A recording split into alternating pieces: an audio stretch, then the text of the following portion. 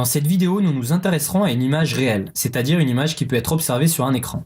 Elle se forme donc après la lentille. La première caractéristique qui est évidente à repérer est le sens de l'image. Quand l'image est dans le sens contraire de l'objet, comme c'est le cas ici, on parle d'image renversée. Quand une image est dans le même sens que l'objet, on parle d'une image droite. La deuxième caractéristique d'une image est sa position.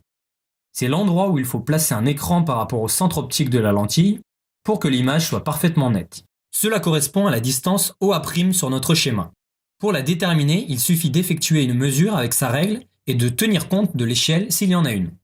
Enfin, la troisième et dernière caractéristique est la taille de l'image. Selon la position de l'objet par rapport à la lentille et sa distance focale, cette taille varie.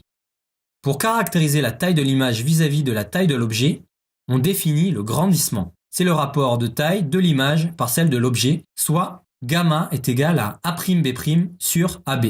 Si l'image est plus grande que l'objet, alors gamma est supérieur à 1.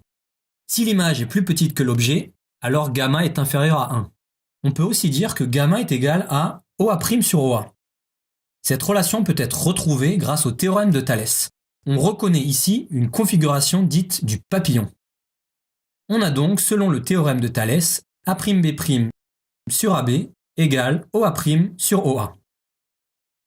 Pour calculer le grandissement, il suffit donc de se munir de sa règle et de mesurer la taille de l'image et la taille de l'objet sur votre schéma une fois le tracé réalisé.